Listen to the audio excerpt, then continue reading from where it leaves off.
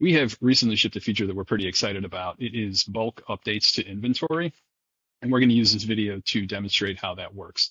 One of the first things that you need to do, though, is make sure that the users that you want to have access to this feature actually have it turned on in their account. So anyone who's an admin in your account has access to this by default.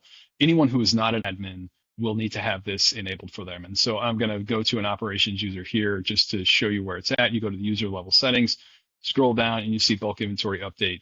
You can turn that on or off, right? So that one is off for that user. Now I've turned it back on. You have the ability to do this for any of your users.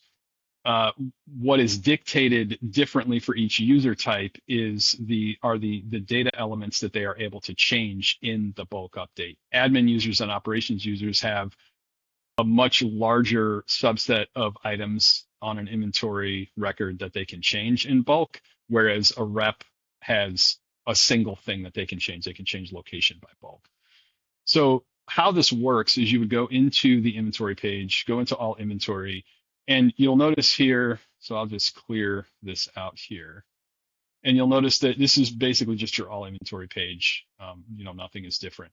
How you get this to work is you have to filter the inventory down. So you basically want to create a segment of inventory that you're going to take action on to do a bulk update. And so I'm going to do this by catalog number just for ease of example. I'm going to add this. I'm going to apply it. Now you'll notice what happens is I get a filtered list, which is normal. But the new thing is I now have a bulk update button. And so you'll notice all of this inventory here is expired. So I'm going to click bulk update, and here are the various things I can change.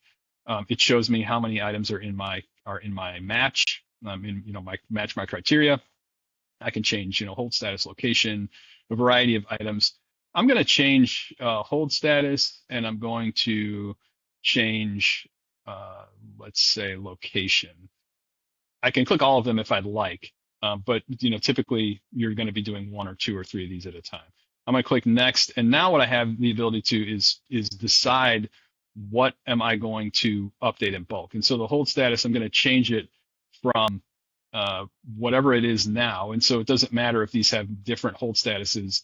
By virtue of the fact that I have created this category, this list, I'm going to change everything, update everything to quarantine. And then location, I will update everything to Acme Warehouse. And then I'm going to click apply and click continue. And you'll notice now everything has changed to quarantine. The hold status on all of these items has changed to quarantine. So this is a pretty powerful and pretty straightforward and easy to use feature.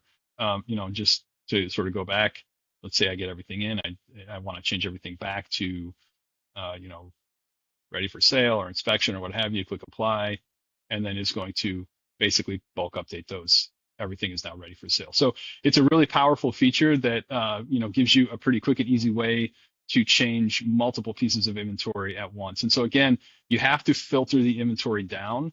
You can use as many filters as you'd like. Another thing that I'll mention is you also have the ability to filter by search. And so this is important because maybe you have search tags on things. And so I will just, do a search by test. And so this is basically going to show me anything that matches that search criteria. And I've got 126 items, but I get the bulk update. So you can get the bulk update through the feature or through the filters. And you can also get the bulk update through the search bar. You just need to make sure that you filter it down to a manageable list of items and then click the bulk update button, select how you want to change it, click submit, and you're good to go.